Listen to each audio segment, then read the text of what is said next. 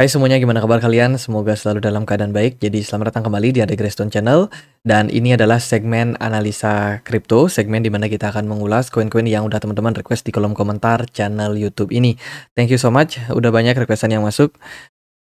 Ya, kita coba untuk cicil satu persatu untuk dibahas. Hari ini kita akan membahas untuk Jupiter, katanya ada event burning.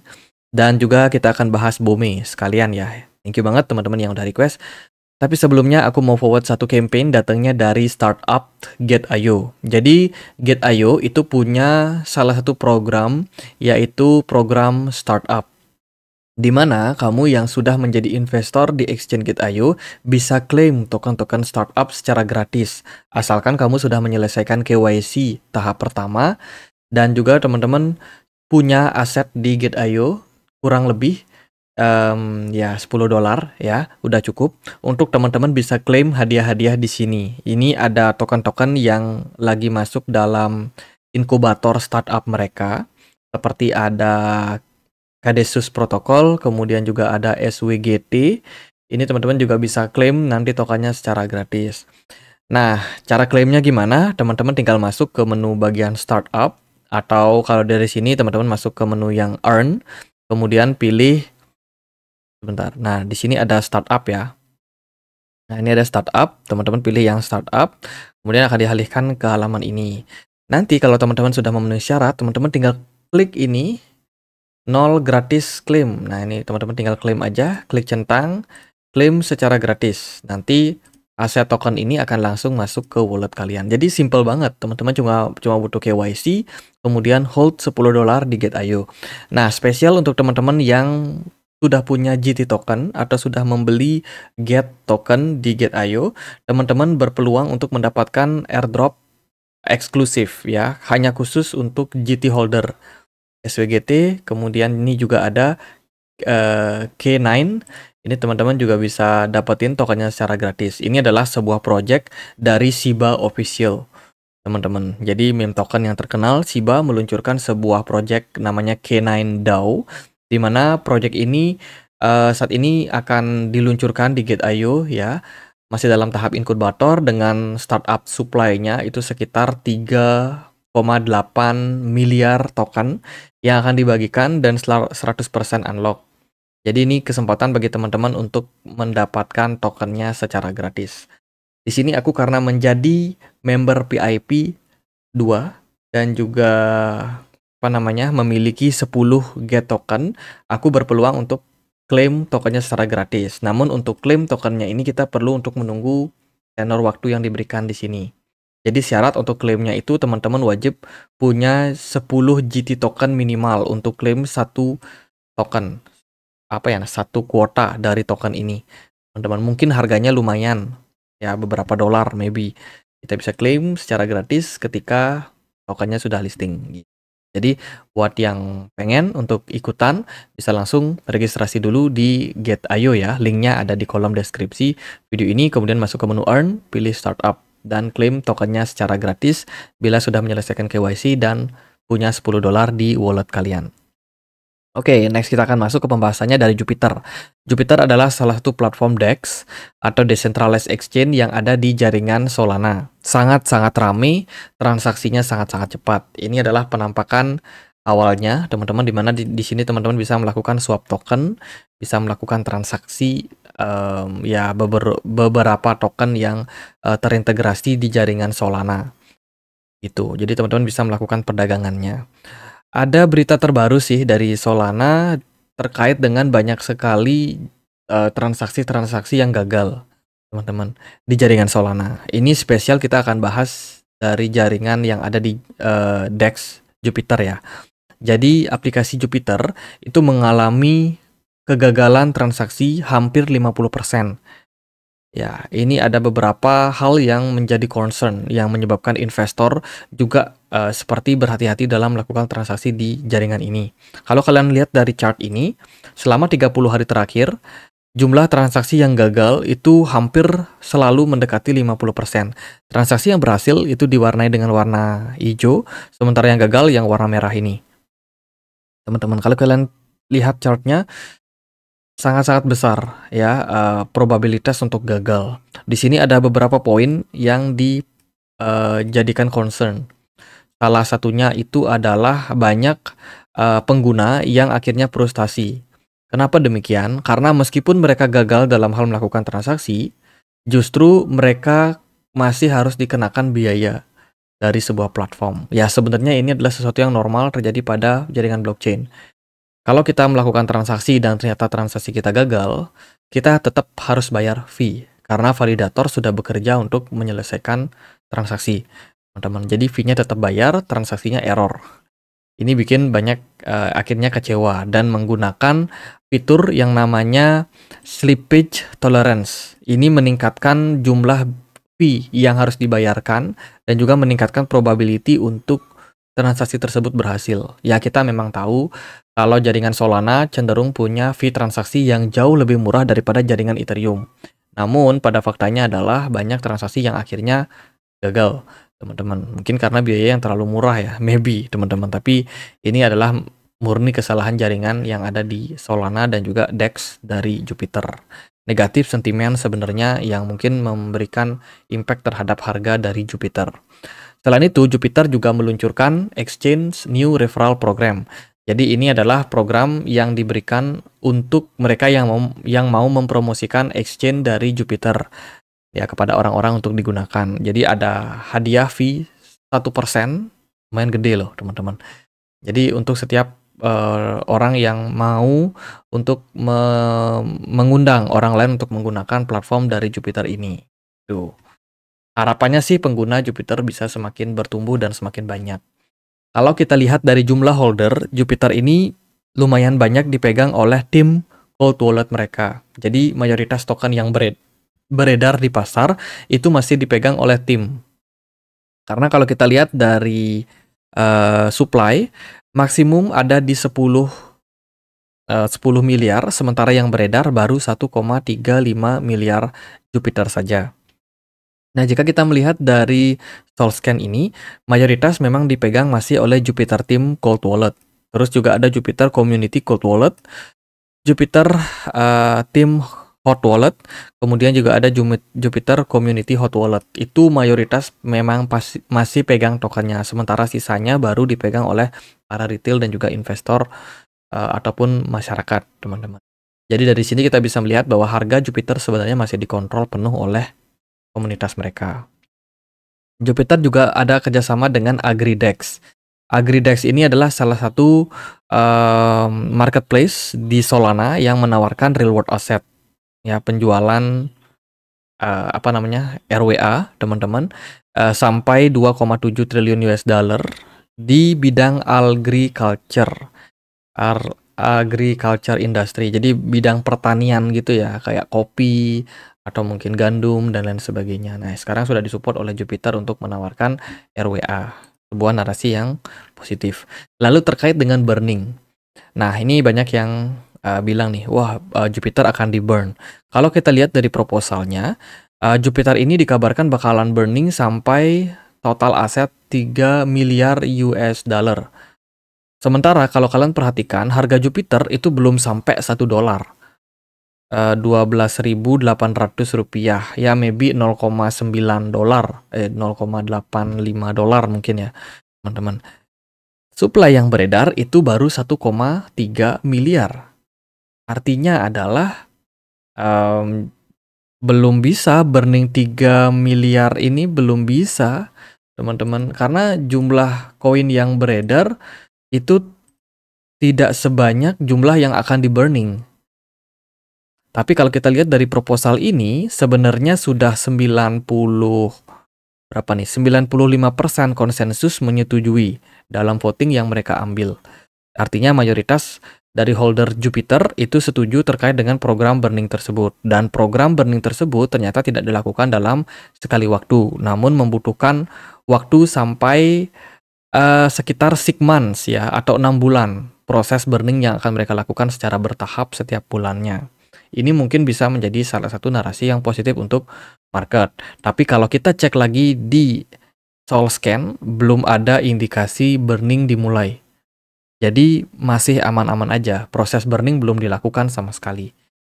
Gitu. Jadi kita tunggu kapan tokennya mulai di-burn. Kemudian ya ini berita terkait dengan burning tadi kita sudah bahas. Jupiter ada unlock token nggak? Di tahun ini belum ada rencana sih.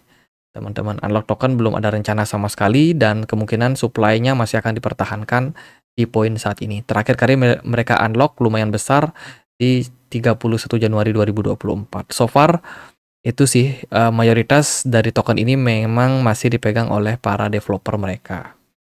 Lalu impact-nya terhadap harga gimana nih? Jupiter di perdagangan hari ini diperdagangkan di kisaran 0,8 dolar ya. Sementara belum bisa burning 3 miliar token. Belum bisa ya, atau 3 miliar US dollar belum bisa karena harga dari Jupiter sendiri itu masih under 1 dolar. Dan juga kalau kita melihat dari price action, sebenarnya pergerakan dari Jupiter ini lumayan kuat ya, lumayan kuat bertahan, tapi memang masih dalam proses penurunan. Kalau kalian perhatikan di sini dia selalu membuat yang namanya higher low yang baru secara bertahap. Dan so far konsolidasi dengan level support yang selalu menjadi tahanan untuk Jupiter yaitu di kisaran 0,72 dolar. So far masih sangat-sangat direspek. Kemudian kalau kita perhatikan juga dari smart money, Jupiter ini tidak terlalu banyak smart money saat ini. Mayoritas altcoin memang cenderung kecil smart money-nya. Karena memang mayoritas masih fokus di Bitcoin. Jadi untuk technical, kalau saya melihat sih di sini pergerakan dari Jupiter masih akan berpeluang menguji area support 0,72. So, waspada, masih harus berhati-hati bagi kalian. Sementara, apakah ini bakalan menjadi narasi yang bagus? Menurut saya, narasi burning akan menjadi sentimen yang positif. Bila sudah ada konfirmasi, misalkan pada tanggal sekian, Jupiter di burning, katakanlah 500 juta token. Wah, itu bisa jadi langsung memberikan impact terhadap kenaikan harga. Cuman untuk saat ini masih belum, teman-teman. Jupiter sendiri salah satu exchange yang cukup aktif di jaringan Solana. Salah satu yang terbesar lah saat ini. Dan menurut saya prospeknya bakalan sangat-sangat baik, teman-teman. Tinggal mereka menjaga gimana jaringan mereka tetap aman, tidak kena hack. Transaksi-transaksi juga kalau bisa ya diselesaikan dengan baik ya. Jangan sampai report seperti ini kan ya jelek lah, banyak transaksi yang gagal di jaringan DEX dari Jupiter ini tentu saja bikin harga Jupiter akan terpengaruh juga itu secara fundamental, teman-teman. Ya itu saat ini dia bergerak konsolidasi dalam sebuah descending triangle pattern. Saya mewanti-wanti buat teman-teman berhati-hati karena pola ini berbahaya banget jika area 0,72 di breakdown ya, karena yang namanya descending triangle